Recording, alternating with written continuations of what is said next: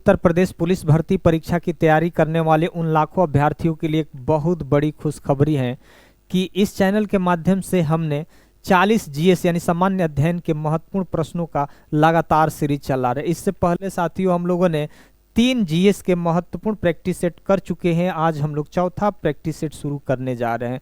निश्चित ही आगे आने वाला जो भी एग्जाम आपका है उत्तर प्रदेश पुलिस का, निश्चित इसमें से बहुत सारे क्वेश्चन आपको देखने को मिल सकते हैं। साथियों यहाँ लिखा है 100% वर्दी आपका इंतजार कर रही है। सिर्फ एक बार आप लगन से, मेहनत से, ईमानदारी से अगर एक बार मेहनत कर देंगे तो निश्चित ही आपकी शरीर पे वर्दी चढ़ जाएगी, इसमें कोई शक नहीं है। साथियों अन्य भी हम लोग जैसे मैथ आपका बच रहा है, रीजनिंग बच रहा है और हिंदी बच रहा है, इसका भी प्रैक्टिस सेट हम बहुत जल्द ही लेकर आने वाले हैं। साथियों बिना देर किए हुए इस वीडियो की शुरुआत करते हैं। और एक और बात बता दूं मैं कि ये पूरी तरीके से निःशुल्क है, इसके लिए कोई शुल्क देना नहीं है, लेकिन लगातार सारे क्वेश्चन को आपको देखना पड़ेगा अगर आप सिलेक्शन चाहते हैं तो। साथियों यहाँ प्रश्न का लेवल बहुत बढ़िया है। प्रश्न आप देखेंगे तो, सारा प्रश्न देखेंगे तो लगेगा कि नहीं यह प्रश्न उत्तर प्रदेश पुलिस के लिए बहुत ही महत्वपूर्ण होने वाला है। साथियों यहाँ देखिए लिखा है कि आधुनिक अर्थशास्त्र का जनक किसे माना जाता है, बताइए। ऑप्शन ए है पीसी राय, ऑप्शन बी है सत्यार्थी, ऑप्शन सी है एडम स्मिथ, ऑप्शन डी है कार्ल मार्क्स। ये 40 मैंने प्रश्न लिया है ना, 40 को हम लोगों ने 150 प्रश्न बनाएंगे। साथियों 150 प्रश्न बनाएंगे। आधुनिक अर्थशास्त्र के जनक बता दीजिए कौन है। इसमें जो आपका करेक्ट ऑप्शन है साथियों, इसमें आपका ऑप्शन हो जाएगा एडम स्मिथ। कौन है? एडम स्मिथ है अर्थशास्त्र के जनक। और एडम स्मिथ समझ लीजिएगा कि एक इनकी किताब है, कई बार प्रश्न पूछा जाता है कि एडम स्मिथ की किताब का नाम बता दीजिए। तो उनकी किताब का नाम है wealth of nation. Wealth of nation अब कब प्रकाशित हुई थी? 1776 में। ये भी कई बार पूछा जाता है, ठीक है, याद रखना। एक और ध्यान रखना, ये तो अर्थशास्त्र है, एक और अर्थशास्त्र है, अर्थशास्त्र ये तो आर्थिक क्रियाओं पर आधारित है, और ये अर्थशास्त्र क्या है? शासन कला पर आधारित है। किस पर? शासन कला पर आधारित है। और इसके लेखक कौन थे? कौटिल्य। क्या नाम है जी? कौटिल्य। और इन्हीं कोई और नाम से जाना जाता है, कौटिल्य, चाणक्य। उसके बाद एक और नाम है इनका विष्णुगुप्त। याद रखिएगा जो ये अर्थशास्त्र है ये शासन कला पर आधारित है, और इसके जो लेखक हैं कौटिल्य कहिए, चाणक्य कहिए, विष्णुगुप्त कहिए, ठीक, एक ही नाम है ये। और ये अर्थशास्त्र है जो ना ये अर्थ पर आधारित है, और इसके जो लेखक जनक कहे जाएंगे एडम स्मिथ है। वेल्थ ऑफ नेशन इनकी पुस्तक है, इसी को धन का विज्ञान भी कहा जाता है। 1776 में क्या हुई थी? प्रकाशित हुई थी। एक यहाँ कार्ल मार्क्स जो महत्वपूर्ण एक विचारक है, इनसे भी कई बार प्रश्न बना है। ये बना है कि वैज्ञानिक समाजवाद के जनक किसे कहा जाता है? वैज्ञानिक समाजवाद के जनक, वैज्ञानिक समाजवाद के जनक, वैज्ञानिक समाजवाद के जनक, वैज्ञानिक समाजवाद के जनक कौन है? कार्ल मार्क्स है। और एक पुस्तक से भी प्रश्न बनता है, अगर आप चाहें तो डायरेक्ट याद कर लें। जो दास कैपिटल का नाम सुने हैं ना, दास कैपिटल कार्ल मार्क्स की पुस्तक है। और उसके बाद एक कम्युनिस्ट मैनिफेस्टो के नाम सुने होंगे, कम्युनिस्ट मैनिफेस्टो, ये कार्ल मार्क्स और फ्रेडरिक एंगल्स की है, ठीक। तो इस इतने महत्वपूर्ण, यहाँ से हम लोग 5-6 प्रश्न तो समझ ही गए, ठीक। अगर किसी को इसको स्क्रीनशॉट लेना होगा तो ले सकते हैं, ठीक। दूसरा प्रश्न है, देखिए बहुत महत्वपूर्ण प्रश्न आज लिए हैं। The general theory of employment, interest and money 1936 के किसके द्वारा लिखी गई थी? ये देखो जी, ये जो किताब है, ये बुक्स है, ये आया था LT ग्रेड के कॉमर्स के जो अभ्यर्थी होंगे उसमें ये पूछा गया। ये नहीं है कि जो पूछ दिया गया है कि उत्तर प्रदेश पुलिस में नहीं पूछा जाएगा, ये भ्रम में मत रहना, ठीक है। जो प्रश्न आए हैं उस प्रश्नों को तो हम लिए हैं उत्तर प्रदेश पुलिस के प्रीवियस एग्जाम में। कुछ ऐसे प्रश्न हैं जो लेटेस्ट में एग्जाम हुए हैं, उन प्रश्नों को लिए हैं कि भाई आने वाले समय में आपका किसी तरह से जीएस में अगर कोई अभ्यर्थी किसी नंबर से चूक जाता है, अच्छा स्कोर नहीं कर पाता है, तो उनके लिए अच्छा ये साबित हो सीरीज। तो बता दीजिए the journal theory of employment interest and money 1936 किसके द्वारा लिखी गई? ऑप्शन ए है doctor APJ Abdul Kalam, option B है एडम स्मिथ, ऑप्शन सी है आपका John Maynard Keynes, option D है अमर्त्य सेन। बता दीजिए the general theory of employment interest and money के लेखक कौन है? तो ये है कौन है, इसमें जो करेक्ट ऑप्शन हो जाएगा ऑप्शन सी हो जाएगा, यानी जॉन मेनार्ड कीन्स हैं इस पुस्तक के लेखक हैं। एक और चीज यहाँ देखिए, ये एपीजे अब्दुल कलाम आपके भारत के राष्ट्रपति थे, इनको एक और नाम से पुकारा जाता है मिसाइल मैन। किसे कहा जाता है? मिसाइल मैन, मिसाइल मैन है इन्हीं को। मिसाइल मैन किसे कहा जाता है? डॉक्टर एपीजे अब्दुल कलाम को। एडम स्मिथ अभी आधुनिक अर्थशास्त्र के जनक, 1776 में वेल्थ ऑफ नेशन इनकी किताबें हैं, इसके बारे में हम लोग देख लिए। अमर्त्य सेन को क्या मिला था भाई? 1998 में नोबेल पुरस्कार मिला था, ये भी देख लीजिएगा। अर्थशास्त्र के क्षेत्र में अमर्त्य सेन को 1998 में क्या मिला था? नोबेल पुरस्कार मिला था। ठीक, तीसरा प्रश्न देखिए, प्राथमिक गतिविधियों में शामिल श्रमिकों को किस कालर का कार्यकर्ता कहा जाता है? जैसे आप लोगों ने अर्थशास्त्र के क्षेत्रक के बारे में सुने होंगे ना, प्राथमिक क्षेत्रक, द्वितीय क्षेत्रक, तृतीय, चतुर्थ, पंचम क्षेत्रक के बारे में आप लोगों ने सुने होंगे। ठीक, तो ये पूछ रहा है कि प्राथमिक क्षेत्रक। ठीक, तो उनके श्रमिकों को किस कालर कहा जाता है? उनको लाल कहा जाता है, नीला, सफेद, या किससे उनको इंडिकेट किया जाता है? बता दीजिए। प्राथमिक की बात करना है ना, जो प्रकृति द्वारा प्रदत्त मिलती है हमें चीजें, जैसे कृषि क्षेत्र से जो उत्पादित चीजें हैं, डेयरी है, मत्स्य पालन, भेड़ बकरी पालन, जो है क्या है? प्रकृति है, इसमें कोई इंसान कारीगरी नहीं करता है। जो प्रकृति ने डायरेक्ट, जैसे भैंस ने डायरेक्ट दूध दी, तो ये क्या है? प्राथमिक क्षेत्रक है। लेकिन वही दूध को हमने पनीर बना दिया, तब वो क्या हो जाएगा? सेकेंडरी सेक्टर हो जाएगा। ठीक है, जैसे मान के चलिए खेत से गेहूं आया, तो ये प्राथमिक क्षेत्रक है। गेहूं से हमने आटा बना दिया, ब्रेड बना दिया, तो ये क्या हो जाएगा? सेकेंडरी सेक्टर हो जाएगा। तो जो प्राथमिक गतिविधि में शामिल है श्रमिकों को, उनको किस नाम से पुकारा जाता है? तो ऑप्शन इसमें जो सही है, इसमें क्या है? लाल ऑप्शन सही है। प्राथमिक, द्वितीय, तृतीय, चतुर्थ, पंचम क्षेत्र के उदाहरण भी हैं, इस प्रश्न में हम आपको बताएंगे, निश्चिंत रहिए। कई बार यही पूछा गया है, इस वजह से हमने आपको बता भी दिया। सूर्य या अन्य तारों की ऊर्जा का स्रोत क्या है? बता दीजिए। सूर्य या अन्य तारों की ऊर्जा का स्रोत क्या है? ऑप्शन ए है हीलियम और हीलियम गैस का दहन, ऑप्शन बी है नाभिकीय संलयन, ऑप्शन सी है नाभिकीय विखंडन, ऑप्शन डी है हाइड्रोजन गैस का दहन। बता दीजिए। पहला तो ध्यान दीजिए, इसमें कौन है? सूर्य या तारों की ऊर्जा का स्रोत, कि सूर्य लंबे समय से हमें प्रकाशमय कर रहा है ना, ऊर्जा दे रहा है, पता ना कब तक देता रहेगा। ठीक, तो इसका ऊर्जा का प्रमुख स्रोत बताना क्या है? नाभिकीय संलयन और नाभिकीय विखंडन से कई बार प्रश्न बना है। नाभिकीय संलयन का मतलब क्या होता है? तो दो अलग अलग जो नाभिक होते हैं, दो जो अलग अलग नाभिक होते हैं, वो मिलकर क्या करते हैं? एक बड़े नाभिक का निर्माण करते हैं, और अपार मात्रा में ऊर्जा क्या होती है? मिलती रहती है अधिक। तो उसी को क्या बोलते हैं? नाभिकीय संलयन बोलते हैं। और नाभिकीय विखंडन भी एक समझ लीजिए। नाभिकीय विखंडन का मतलब क्या होता है? कि एक भारी नाभिक क्या करता है? दो या दो से अधिक नाभिक में क्या करता है? टूट जाता है। ठीक, तो यही प्रश्न पूछा है, सूर्य और तारों की ऊर्जा का प्रमुख स्रोत क्या है? तो इसमें जो करेक्ट ऑप्शन हो जाएगा आपका नाभिकीय संलयन। ये सूर्य तारों की ऊर्जा पर आधारित है, लगातार ऊर्जा दे रहे हैं। लेकिन नाभिकीय विखंडन, नाभिकीय विखंडन जैसे परमाणु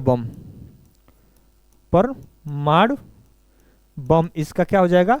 उदाहरण हो जाएगा। प्रश्न पूछा जाता है कि परमाणु बम किस पर आधारित है?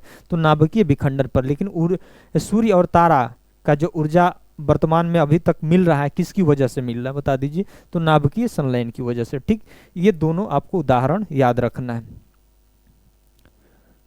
5वां नंबर प्रश्न है, सूर्य की चमकती सतह क्या कहलाती है? बता दीजिए।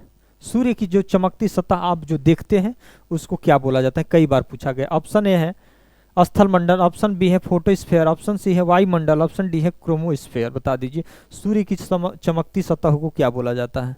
इसमें जो करेक्ट ऑप्शन हो जाएगा, इसमें बी फोटोस्फीयर। इसी को क्या बोलते हैं हिंदी में? प्रकाश मंडल। क्या बोलते हैं? प्रकाश मंडल। इसको भी याद आपको रखना है। ठीक, अगला प्रश्न है, इनमें से कौन सा ग्रह दक्षिणावर्त दिशा में घूमता है? एक होता है ना क्लॉकवाइज घूमना और एक एंटी क्लॉकवाइज। जैसे घड़ी किस तरह से घूमती है? इस तरह से घूमती है ना, घड़ी है ये, तो ये घड़ी में सुई किस तरह से घूमती है? इस तरह से। और वही अगर घड़ी में अगर सुई इस तरह से उल्टा घूमने लगे तो इसको क्या बोलते हैं? दक्षिणावर्त। क्या बोलेंगे? दक्षिणावर्त बोलेंगे। और यह इसको क्या बोलेंगे? वामावर्त। वामावर्त बोलेंगे। इसने क्या पूछा? दक्षिणावर्ती ने उल्टा जो ग्रह है, पहले तो ग्रह समझ लीजिए, ग्रह टोटल कितने हैं? प्लैनेट कितने हैं? 8। और ग्रहों के गति का नियम किसने दिया? इसको भी याद रखिए। ग्रहों के गति का नियम, ग्रहों के गति का नियम किसने दिया? का नियम, ग्रहों की गति का नियम किसने दिया? केपलर। किसने? केपलर। सौर मंडल की खोज किसने किया? बता दीजिए। सौर मंडल की खोज किसने किया? कापरनिकस। कौन है? कापरनिकस। टोटल 8 ग्रह है ना, तो बता दीजिए। इसमें 2 ऐसे ग्रह हैं, याद रखना। 2 ऐसे ग्रह हैं। कौन कौन से? एक तो जिसको सांझ का तारा बोलेंगे, भोर का तारा बोलेंगे, वो आ जाएंगे। तो ऑप्शन है शुक्र, ऑप्शन भी है बृहस्पति, शनि और मंगल। बता दीजिए इसमें कौन है दक्षिणावर्त? तो इसमें जो करेक्ट ऑप्शन हो जाएगा आपका क्या है? शुक्र। यह क्या करता है? दक्षिणावर्त घूमता है। और इसके साथ साथ कौन है? शुक्र के साथ एक और है जिसको बोलते हैं यूरेनस। क्या बोलते हैं? यूरेनस, जिसको अरुण बोलते हैं। अरुण। अरुण और ऐसे शुक्र 2 ऐसे ग्रह हैं जो क्या करते हैं? पूरी तरीके से दक्षिणावर्त घूमते हैं। और बाकी जो अन्य ग्रह हैं, जो 6 बचे हैं, वह क्या करते हैं? यह जो आप घूमते हैं पूरी तरीके से आपका क्लॉकवाइज यानी वामावर्त। कौन कौन बच गए? बुध ग्रह, देखिए याद रखिए, बुध, उसके शुक्र तो होगा नहीं, बुध शुक्र, शुक्र के बाद क्या है? पृथ्वी, पृथ्वी के बाद मंगल, मंगल के बाद आपका बृहस्पति, अरुण नहीं होगा ना, उसके बाद वरुण। ठीक, 2 क्या हो गया? बुध हो गया, पृथ्वी, बुध, पृथ्वी, मंगल, बृहस्पति और शनि है ना एक, यहाँ शनि, शनि भी याद रखिए, शनि। 6 जो ग्रह हैं आपका क्लॉकवाइज घूमते हैं और एंटी क्लॉकवाइज शुक्र और वरुण, आपका अरुण घूमते हैं। वरुण, वरुण नहीं यार, सॉरी, अरुण, हाँ सॉरी, अरुण और शुक्र घूमते हैं। यही याद रखिएगा, ये पूरी तरीके से यही है। ठीक, यहाँ से। और यहाँ ध्यान दीजिएगा एक और, सबसे अगर बड़ा ग्रह कौन है आपका? बृहस्पति है, इसको भी आपको याद रखना है। ठीक,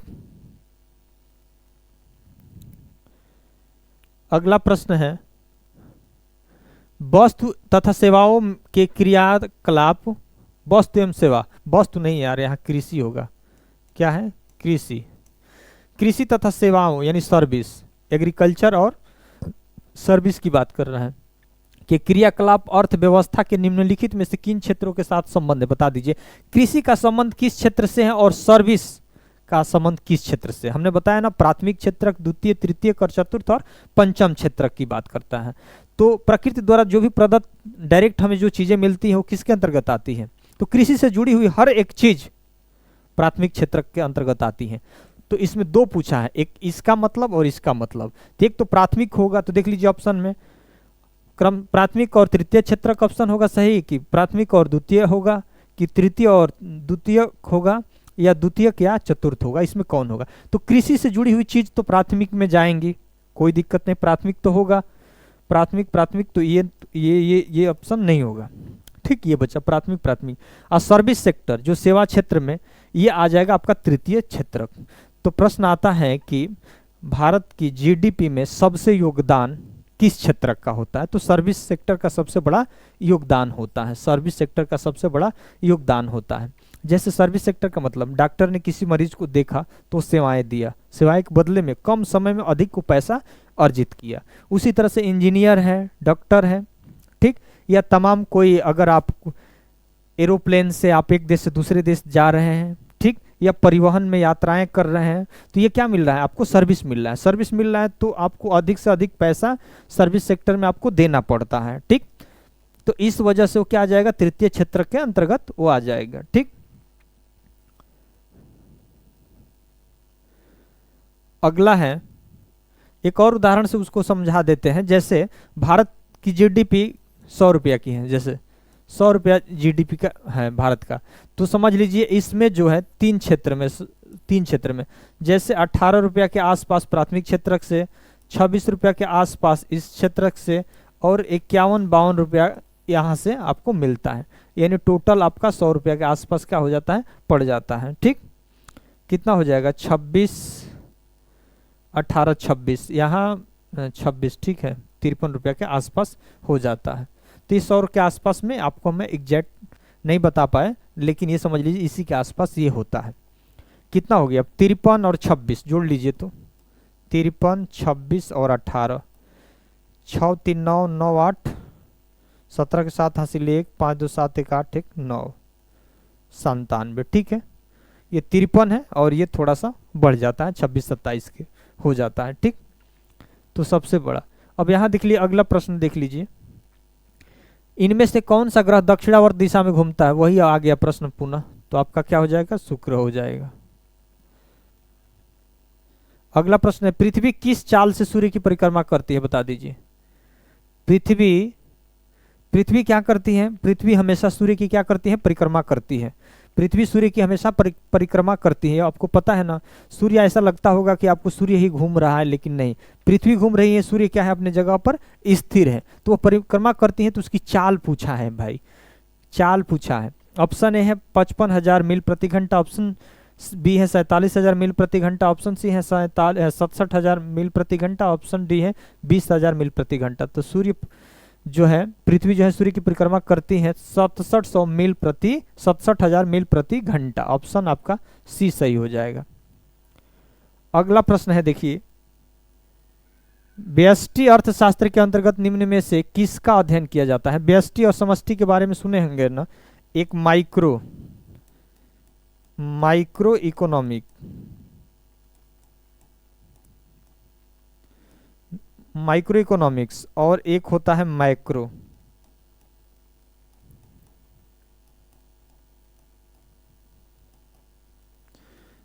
इकोनॉमिक्स। बता दीजिए, माइक्रो और माइक्रो को क्या बोलते हैं आपका, माइक्रो मतलब छोटे स्तर पर इसका अध्ययन किया जाता है, और माइक्रो मतलब बड़े स्तर पे किया जाता है। माइक्रो मतलब छोटे, और ये पूछा है ना कि छोटे स्तर पे अर्थशास्त्र में जिस चीज का अध्ययन किया जाता है उसको क्या बोला जाता है जी, अध्ययन किया जाता है, उसके व्यवहार को अध्ययन किया जाता है किसके अंतर्गत। ऑप्शन है छोटे स्तर पे, जैसे हमने कहा कि ऑप्शन ए है व्यक्तिगत इकाई, ऑप्शन बी है आर्थिक समग्र, ऑप्शन सी है राष्ट्रीय आय, ऑप्शन डी है इनमें से कोई नहीं। बताइए, व्यष्टि अर्थशास्त्र के अंतर्गत निम्न में से किसका अध्ययन किया जाता है। कोई भी छोटे स्तर पे जिस चीज के व्यवहार का अध्ययन किया जाता है। जैसे हमने कहा कि अपने घरेलू खर्चे के बारे में अध्ययन करना है, कि आपके अगर किचन का सामान 1 महीने में कितने रुपया का लगता है भाई, 5,000 रुपये के लगता है, तो ये छोटे स्तर पे आप करेंगे इसको।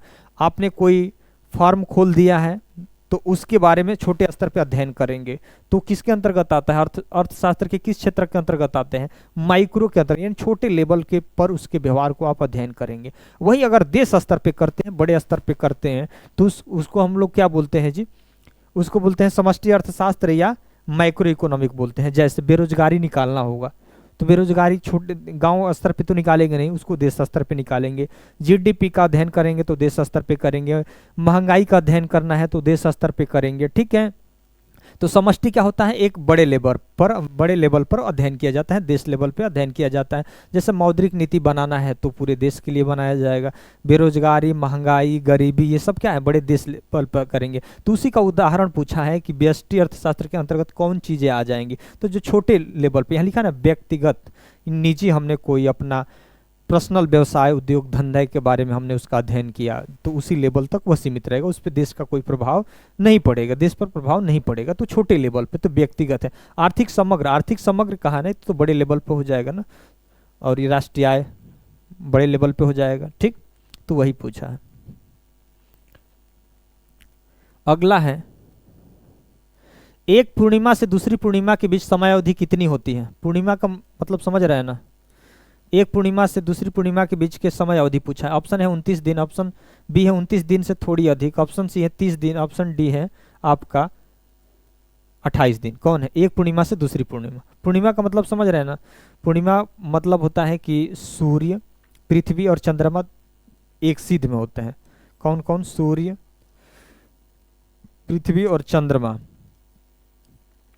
ये सन है, सन हमेशा अपने जगह पे है। यहाँ क्या हो जाएगी?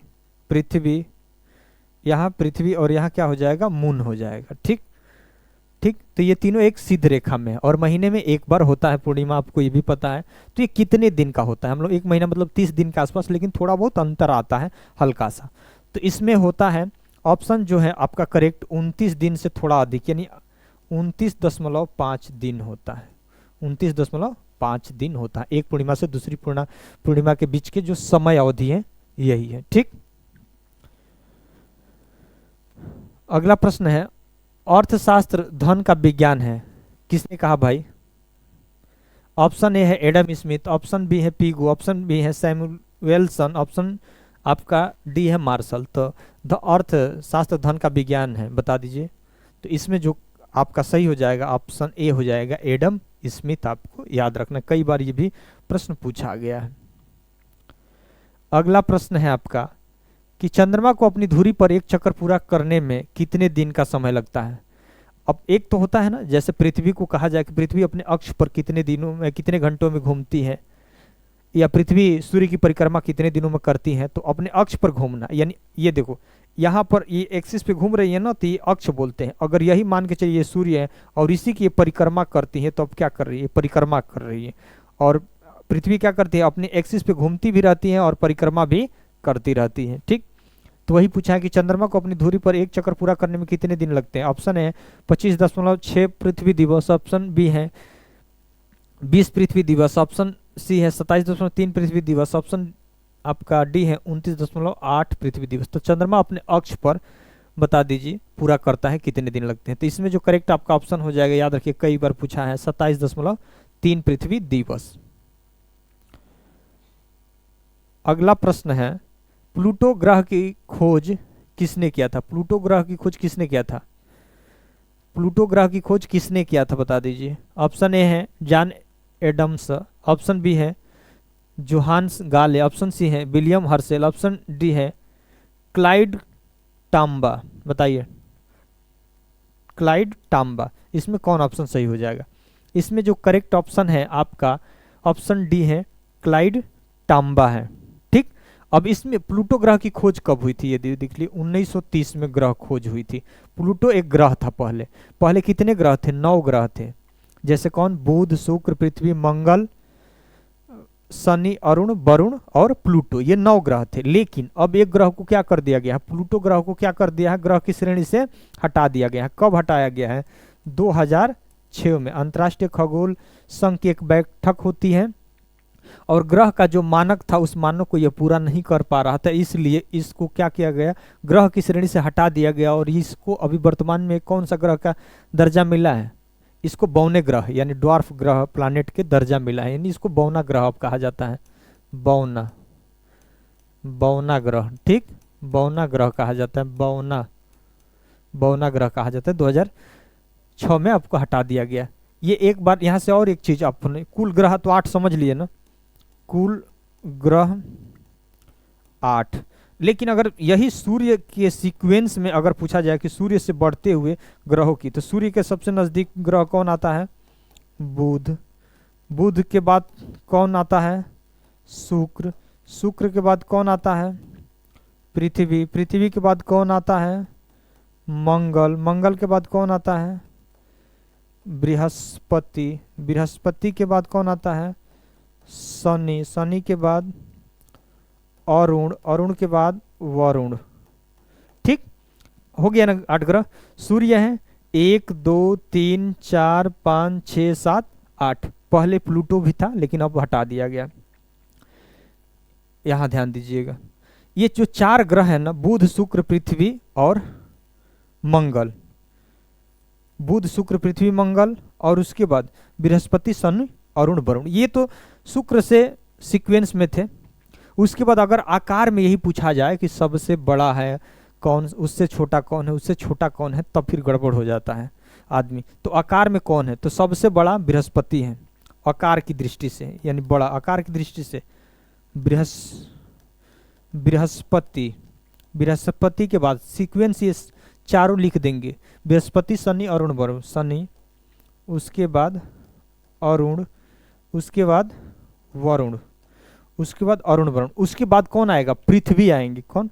तो आकार की दृष्टि से क्रम के हिसाब से कौन है? पृथ्वी 5वें नंबर के हैं। तो पहला बृहस्पति, उससे छोटा शनि, उससे छोटा अरुण, उससे छोटा वरुण, उसके बाद कौन आएंगे? पृथ्वी। अब पृथ्वी के बाद कौन आएगा भाई? शुक्र। शुक्र, शुक्र के बाद क्या आ जाएगा? मंगल, मंगल। और सबसे छोटा क्या हो जाएगा भाई? बुध हो जाएगा। क्या हो जाएगा? बुध हो जाएगा। और एक और चीज देखना है, बुध, शुक्र, पृथ्वी और मंगल को क्या बोला जाता है? ये चार ग्रह को आंतरिक ग्रह भी बोला जाता है। क्या बोला जाता है? आंतरिक, आंतरिक ग्रह। और ये चार कौन? बृहस्पति, शनि, अरुण, वरुण को इसको क्या बोलते हैं? बाह्य ग्रह भी बोलते हैं, बाह्य ग्रह भी बोलते हैं। इसको भी आपको याद रखना है, ठीक। ये हो गया। इसमें जो आपका क्लाइड टाम्बा ऑप्शन हो जाएगा, ऑप्शन डी आपका सही हो जाएगा। 1930 में खोज होती है, 2006 में इसको हटा दिया गया है। अंतर्राष्ट्रीय खगोल संगठन की बैठक होती है उसी में। पृथ्वी का निकटतम तारा कौन है? बता दीजिए। पृथ्वी का निकटतम तारा कौन है? ऑप्शन ए है बेगा, ऑप्शन बी है श्रवण, ऑप्शन सी है सूर्य, ऑप्शन डी है सीरियस। पृथ्वी का निकटतम जो तारा जो आपको दिखाई देता है बड़े से बड़े आकार में, वो आपका क्या है? कंफ्यूज हो जाते हैं, यहाँ दूसरा लगा देंगे, लेकिन आपका क्या है? सूर्य है। याद रखिए, पृथ्वी क्या है? सूर्य क्या है? एक तारा है। अगला प्रश्न है, प्रिंसिपल ऑफ इकोनॉमिक्स शीर्षक वाली किताब के लेखक कौन है? बता दीजिए। ऑप्शन ए है अल्फ्रेड मार्शल, ऑप्शन बी है अमर्त्य सेन, ऑप्शन सी है एडम स्मिथ, ऑप्शन डी है आपका JB से। प्रिंसिपल ऑफ इकोनॉमिक्स शीर्षक की किताब के लेखक इसमें जो है आपका अल्फ्रेड मार्शल है, इस किताब के लेखक, ठीक। अगला है, भारत के संविधान में मौलिक कर्तव्यों की अवधारणा किस देश से ली गई है? मौलिक कर्तव्य, मौलिक कर्तव्य संविधान के किस भाग में है? बता दीजिए। मौलिक कर्तव्य संविधान के किस भाग में है? तो भाग 4 क में है। किस में है? भाग 4 क में। और अनुच्छेद किस में है? अनुच्छेद किस में है? तो अनुच्छेद आपका 51A या क में है, ठीक। यही है। और किस देश से अवधारणा ली गई है? तो ऑप्शन है Union of Soviet Socialist Republic, option B है संयुक्त राष्ट्र राज्य अमेरिका, ऑप्शन सी है जर्मनी, ऑप्शन डी है ऑस्ट्रेलिया। तो मौलिक कर्तव्य किस देश से हम लोगों ने ग्रहण किया है? तो इसमें जो करेक्ट ऑप्शन हो जाएगा आपका USSR, जिसको बोलते हैं रूस, सोवियत संघ जो वर्तमान का, वहीं से हम लोगों ने लिया है। मौलिक कर्तव्य कितने हैं वर्तमान में? बता दीजिए। वर्तमान में कितने हैं? 11 हैं। जब संविधान लागू हुआ तो मौलिक कर्तव्य कितने थे? एक भी नहीं थे। 10 कब जोड़े गए? हमने पिछली वीडियो में बताया है, इसीलिए हमने मौखिक बता दे रहे। 10 कब जोड़े गए? सरदार स्वर्ण सिंह की समिति पर जोड़े गए। कब? 42वें संविधान संशोधन 1976 में 10 जोड़े गए। उसके बाद एक और बाद में जोड़ा गया। कब? 86वें संविधान संशोधन 2002 में, 86 संविधान संशोधन 2002 में जोड़े गए। कौन? 6 से 14 वर्ष के बच्चों को निःशुल्क और अनिवार्य शिक्षा देने की बात की गई है। तो 10 से 11 हो गए ना, याद रखना, ठीक। अब एक और है यहाँ पे, भारत के राज्यसभा सदस्यों के अप्रत्यक्ष चुनाव के संवैधानिक प्रावधान किस देश से अपनाया गया? राज्यसभा के सदस्य के अप्रत्यक्ष चुनाव, एक होता है ना प्रत्यक्ष चुनाव, डायरेक्ट जो जनता चुनती है, और एक होता है इनडायरेक्ट चुनाव होता है। तो इसमें देख लीजिए, अगर आप किसी गांव के प्रधान को चुनती है जनता, तो डायरेक्ट अपना वोट देती है, वो प्रधान चुनकर विजयी हो जाता है। तो क्या होता है? प्रत्यक्ष चुनाव। आप चेयरमैन को वोट देते हैं, सभासद को, मेंबर को वोट देते हैं, तो ये डायरेक्ट अपना वोट देते हैं। लेकिन वही सभासद, वही प्रधान, वही मेंबर किसी और को वोट दे, यानी आपका अधिकार लेकर वो किसी और को वोट दे, तो वो अप्रत्यक्ष हो जाएगा। जैसे आपने कभी प्रधानमंत्री को वोट दिए हैं? नहीं दिए। आप उनके MP को देते हैं, मेंबर ऑफ पार्लियामेंट को देते हैं। कभी आपने मुख्यमंत्री को वोट दिया है? नहीं दिया है। आप उनके विधायक लोगों को वोट देते हैं। विधायक लोग जाते हैं तो वह एक विधायक दल का अपना नेता चुनते हैं, तो मुख्यमंत्री बनते हैं। ये सांसद लोग जाते हैं तो जो अपने सांसद दल का नेता चुनते हैं, तो वो प्रधानमंत्री बनते हैं। तो यही पूछा है कि राज्यसभा के सदस्यों के अप्रत्यक्ष चुनाव संवैधानिक प्रावधान को किस देश से अपनाया गया है? तो ऑप्शन ए है जर्मनी, दक्षिण अफ्रीका, ऑप्शन सी है संयुक्त राज्य अमेरिका, इंग्लैंड। इसमें आपका है दक्षिण अफ्रीका है। तो राज्यसभा के सदस्यों को भाई वोट कौन करता है? तो ये विधानसभा के निर्वाचित सदस्य हैं। कौन? विधानसभा के निर्वाचित सदस्य वोट करते हैं। विधानसभा के निर्वाचित सदस्य। हमने बताया कि उत्तर प्रदेश में राज्यसभा की सीटें कितनी हैं? 31 है। कितनी? 31 सीटें हैं। और विधानसभा की सीटें कितनी है आपका? 403 है। लोकसभा की 80 सीटें हैं और आपका विधान परिषद की 99 सीटें हैं। इसको भी आप याद रखेंगे। ठीक।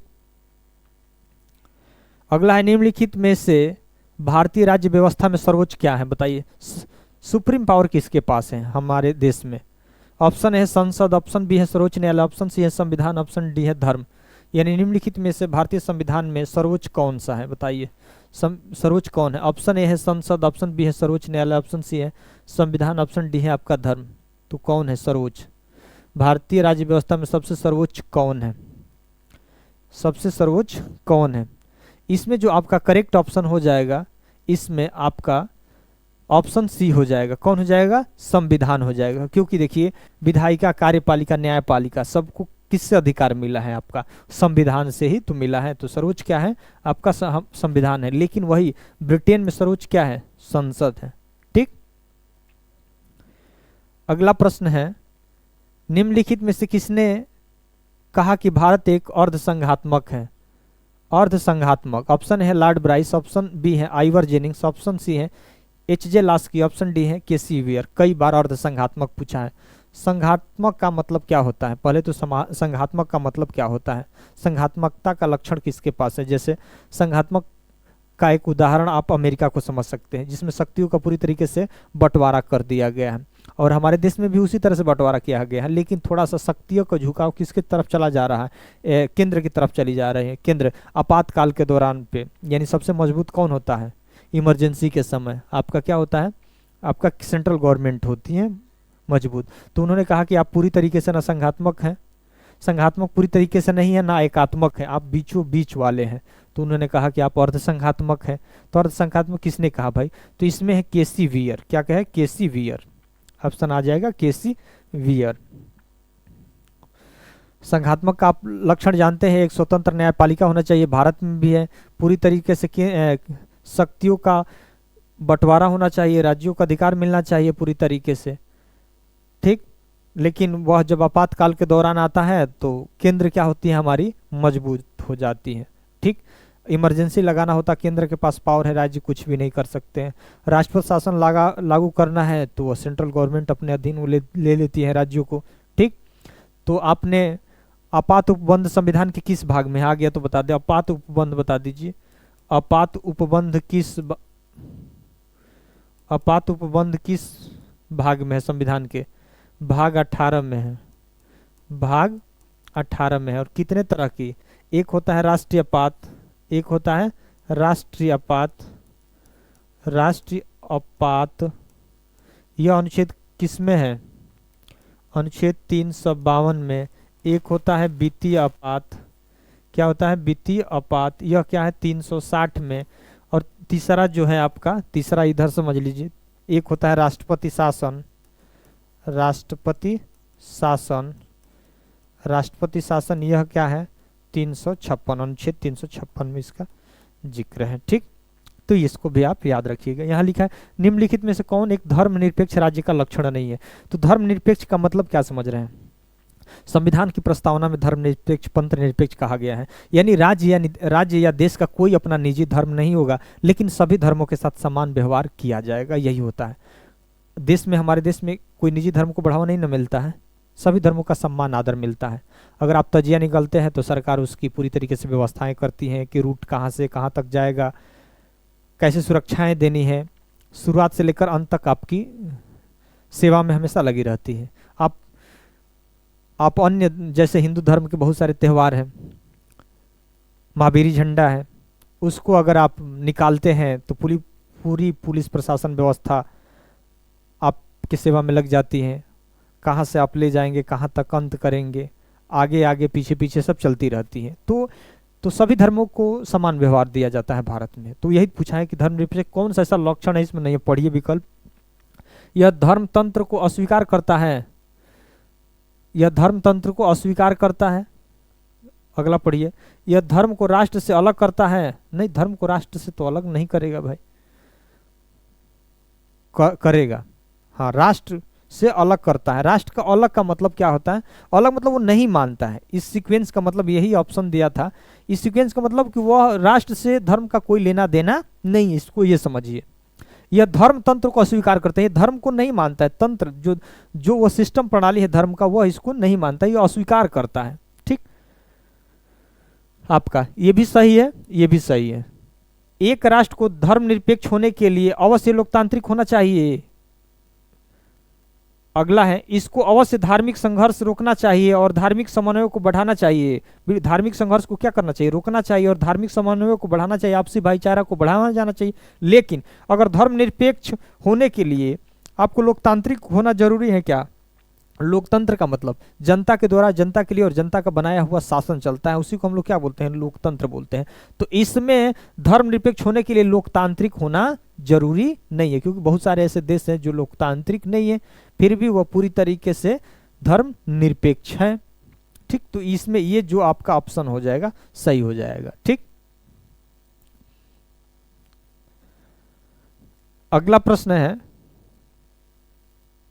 भारत के संविधान की उद्देशिका में किस प्रकार की स्वतंत्रता का उल्लेख नहीं है? उद्देशिका को ही प्रस्तावना बोलते हैं, उद्देशिका को ही प्रस्तावना बोलते हैं। संविधान की प्रस्तावना के बारे में सुने हैं ना? प्रस्तावना। ठीक, इसी को क्या कहा जाता है? संविधान की आत्मा। प्रस्तावना या उद्देशिका को संविधान की आत्मा कहा जाता है। लेकिन एक डॉक्टर भीमराव अम्बेडकर के कथन है, संवैधानिक उपचारों का अधिकार। संवैधानिक उपचारों का अधिकार, संवैधानिक उपचारों का अधिकार, अनुच्छेद 32 को डॉक्टर भीमराव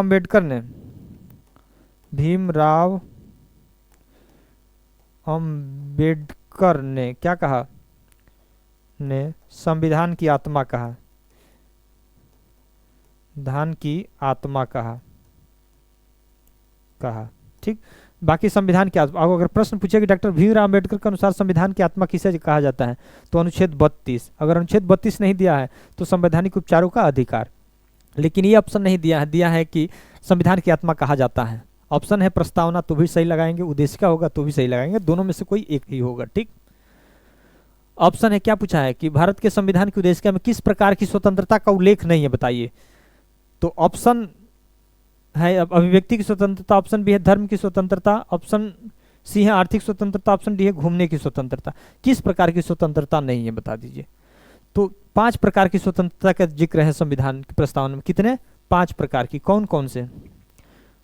पहला है विचार की स्वतंत्रता, विचार। दूसरा अभिव्यक्ति, विचार अभिव्यक्ति। उसके बाद तीसरा है उपासना की स्वतंत्रता, विचार अभिव्यक्ति उपासना स्वतंत्रता,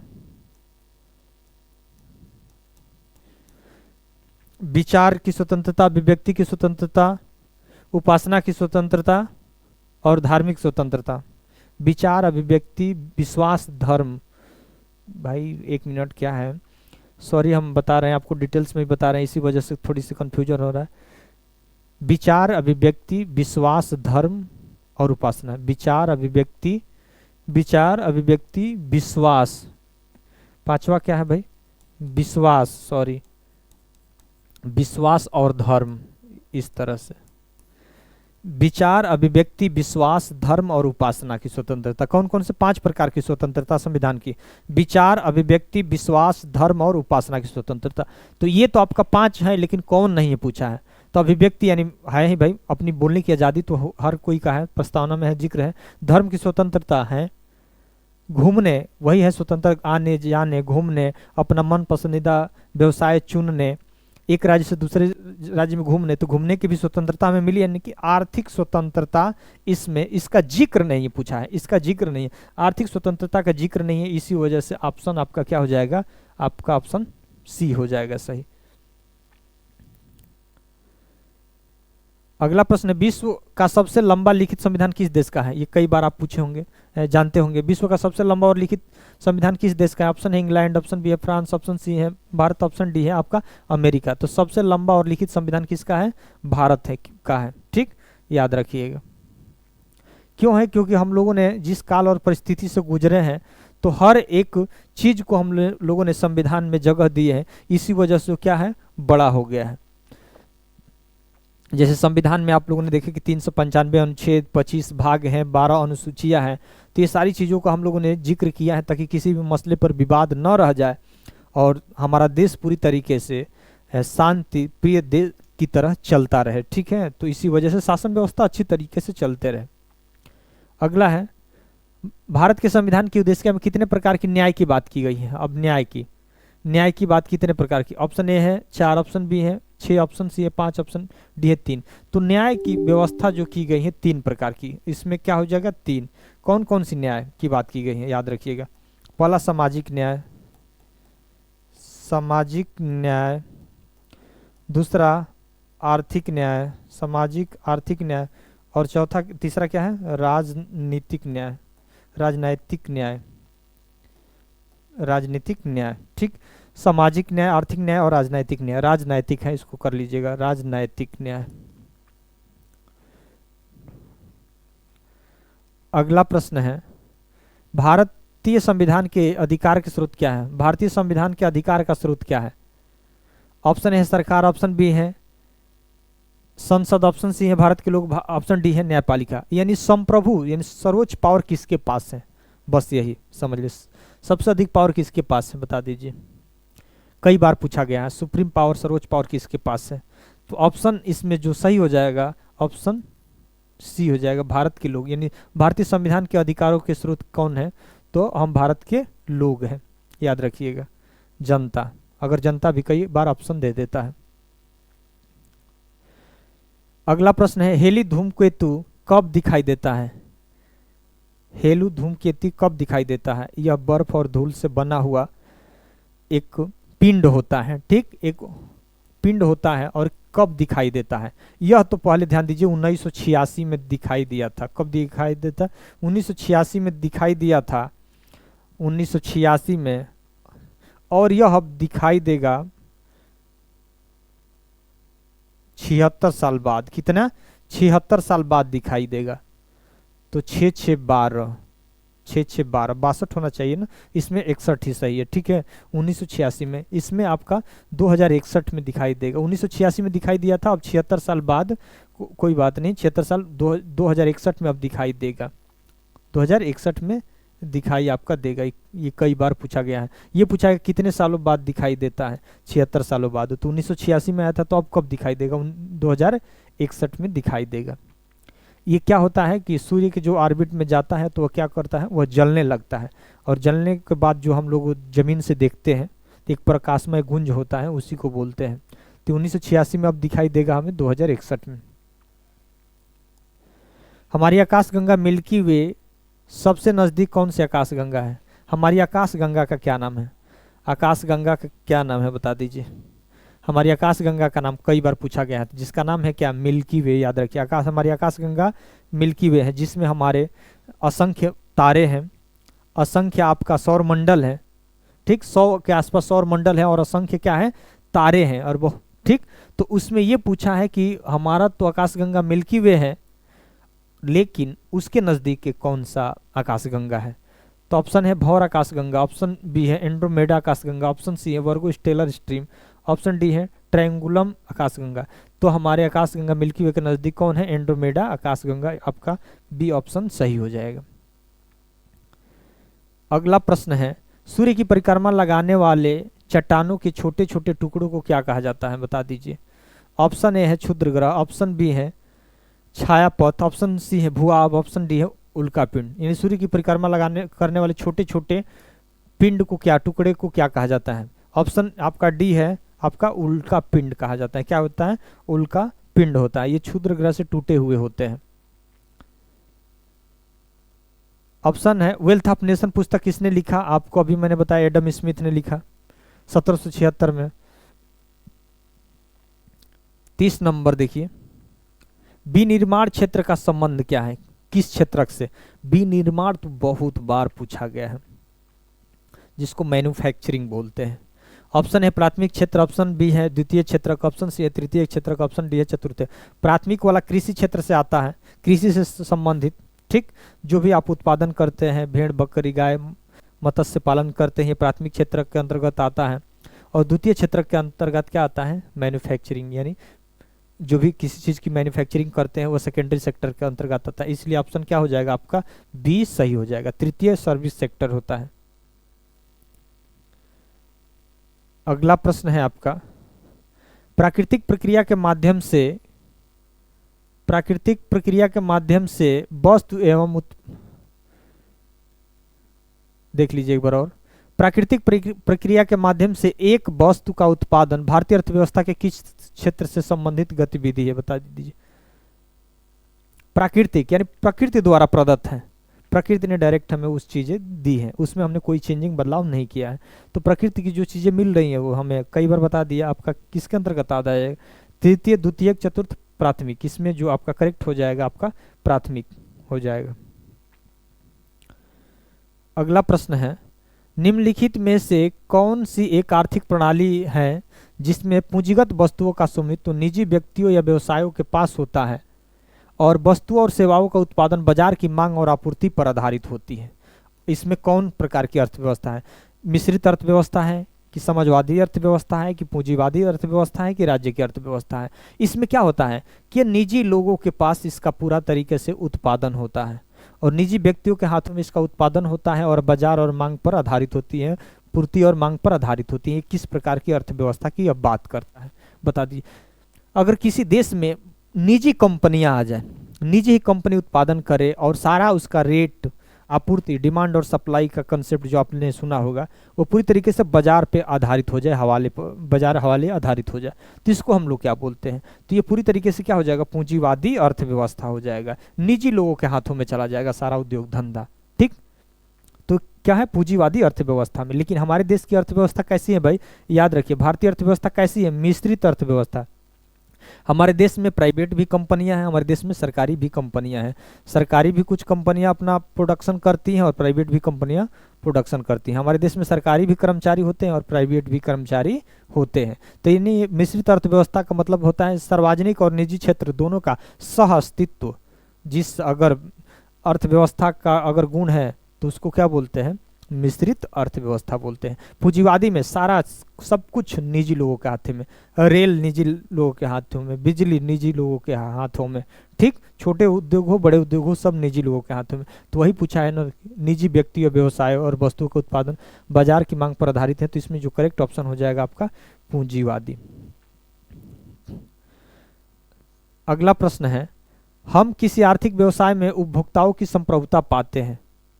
उपभोक्ता, हमें कौन सी चीज़ खरीदना है, कौन सी चीज़ उत्पादन करना है, कौन सी चीज़ का उपभोग करना है, ये किस अर्थव्यवस्था का गुण है पूछा है। ऑप्शन है समाजवाद, ऑप्शन बी है मिश्रित अर्थव्यवस्था, ऑप्शन सी है पूंजीवाद, ऑप्शन डी है साम्यवाद। तो सारी चीज़ें अगर हमारे ऊपर निर्भर करेगी तो ये क्या है? ऑप्शन है पूंजीवाद। क्या है? ऑप्शन पूंजीवाद। अगला प्रश्न है, भारतीय अर्थव्यवस्था को निम्न में से किस रूप में जाना जाता है? अभी हमने आपको बताया भारतीय अर्थव्यवस्था को किस रूप में जाना जाता है, वो ऑप्शन नहीं है ना। तो हमारा तो देश की अर्थव्यवस्था विकसित तो है नहीं, हम लोग विकसित की तरफ बढ़ रहे हैं। लेकिन उससे पहले हम लोग पहले क्या होते हैं? विकासशील कोई भी देश होता है, विकासशील से धीरे धीरे अपना प्रोग्रेस करते जाता है, उसके बाद विकसित बनता है। तो इसमें आपका जो करेक्ट ऑप्शन हो जाएगा आपका क्या हो जाएगा? विकासशील अर्थव्यवस्था। इसलिए आपका क्या हो जाएगा? ऑप्शन ए सही हो जाएगा। अमेरिका क्या है? विकसित है। चीन क्या है? चीन छोड़िए, चीन नहीं, चीन तो अभी प्रगति कर रहा है लेकिन वो आने वाले समय में वो विश्व का महारथी बनने वाला है। अमेरिका आपका विकसित है। अगला देखिए 35, किस अर्थव्यवस्था में कीमत यंत्र के आधार पर निर्णय लिया जाते हैं? कीमत यंत्र के आधार पर निर्णय लिया जाते हैं। कीमत यंत्र के आधार क्या है? हर चीज बाजार के हवाले है। इस किस अर्थव्यवस्था का गुण है? ऑप्शन है समाजवादी, ऑप्शन बी है पूंजीवादी, ऑप्शन सी है आपका मिश्रित। तो कीमत तय करना, ये सब उसी के आधार पर ये सारे गुण मिलते हैं। तो ये आपका पूंजीवादी अर्थव्यवस्था हो जाएगा। अगला है निम्नलिखित में से कौन सा उत्पादन का साधन नहीं है, यानी कौन सा उत्पादन का साधन नहीं है, बता दीजिए। ऑप्शन ए है भूमि, ऑप्शन बी है श्रम, ऑप्शन डी है पूंजी। उत्पादन के साधन अगर करेंगे तो भूमि चाहिए, श्रम आप लगाएंगे तभी उत्पादन होगा, पूंजी भी लगाना पड़ेगा, कर नहीं है, इसलिए आपका कर सही हो जाएगा। अगला प्रश्न है अंतरिक्ष में एक वस्तु है जिसमें धूल और गैस की पूंछ वाली बर्फीली कोर है जो लाखों मील तक फैली है। अभी हम लोगों ने इसको देखा। ऑप्शन है धूमकेतु, ऑप्शन बी है क्षुद्र ग्रह, ऑप्शन सी है नक्षत्र, ऑप्शन डी है उल्कापिंड। धूल और गैस वाली पूंछ है, बर्फीली कोर है, लंबी लाखों मील तक फैली हुई है, ये आपका हो जाएगा क्या, धूमकेतु। कब ये दिखाई देगा, अब 2061 में दिखाई देगा, 76 साल बाद दिखाई देता है। अगला प्रश्न, इनमें से किस अवसर पर चंद्र ग्रहण होता है? चंद्र ग्रहण कब लगता है भाई? तो हमेशा भी आपको हमने बताया यह चंद्र ग्रहण आपका पूर्णिमा के दिन लगता है। कब लगता है? पूर्णिमा के दिन, याद रखिएगा। ऑप्शन ए है आपका क्या है, पूर्णिमा। अगला प्रश्न है उस एक्सोप्लैनेट का नाम बताइए जो पृथ्वी की चचेरी बहन माना जाता है, बता दीजिए, और इसे पृथ्वी 2.0 के नाम से भी जाना जाता है। ऑप्शन ए है केपलर 452 बी, ऑप्शन बी है यूरोपा 31, ऑप्शन सी है वरुण, ऑप्शन डी है प्लूटो। यानी पृथ्वी की चचेरी बहन और इसे पृथ्वी के 2.0 भी कहा जाता है, पृथ्वी से मिलता जुलता है, बस यही आपको समझना है। ऑप्शन ए है केपलर 452 बी से कहा जाता है। अगला प्रश्न है निम्नलिखित विकल्पों में से कौन सा आकाश में एक तारा मंडल नहीं है? आकाश में एक तारा मंडल नहीं है। ऑप्शन है शर्मिष्ठा, ये शर्मिष्ठा है, इस तरह से आधा सौ है, शर्मिष्ठा, सप्तऋषि, लुब्धक, ऑप्शन है कालपुरुष। तो एक तारा मंडल इसमें जो नहीं है, ऑप्शन क्या है, सी, लुब्धक नहीं है। ठीक, तो साथियों ये 40 के जीएस के 40 जो है जीएस के और सामान्य अध्ययन के बहुत महत्वपूर्ण प्रश्न है। थोड़ा सा ये महत्वपूर्ण प्रश्न थे, हो सकता है आपको बोरिंग लगे, लेकिन क्या करेंगे, जो परीक्षा का लेवल है उस हाई होता जा रहा है, इसलिए प्रश्नों का लेवल भी हमारा हाई होता अब चला जाएगा। साथियों आप लोगों ने बहुत सारे मेरे जो पहले 3 प्रैक्टिस सेट किए तो बहुत सारे लोगों ने देखे, वॉच किए। मुझे पूरा उम्मीद है कि आप लोग भी अगर इस चैनल पर पहली बार विजिट कर रहे होंगे तो ज़रूर इस चैनल को आप सब्सक्राइब करेंगे, लाइक करेंगे और दोस्तों के पास शेयर करेंगे, ताकि आपके सफलता में एक